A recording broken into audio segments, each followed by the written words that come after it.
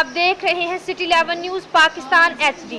खबर शामिल करते हैं नौशेरा वादी सोन से हमारे नुमाइंदा मलक ज़ाहद फारूक अवान की रिपोर्ट के मुताबिक जिला सीनियर नायब सदर PTI अकरमुल्लाह खान बलोच और chief organiser press club Jauharabad Malik Umar Daraz Joya ने तहसील हेडक्वार्टर हॉस्पिटल नौशेरा का दौरा किया। दौरा के दौरान उनके हमरा मलक ज़ाहद फारूक अवान, जिला सदर PTI sports and culture wing Chaudhry Naeem Jatt, नायब सदर अंसार वेलफेयर खुशाब उल्फत खान बलोच, मेहर आलमगीर मुजम्मल बलोच थे।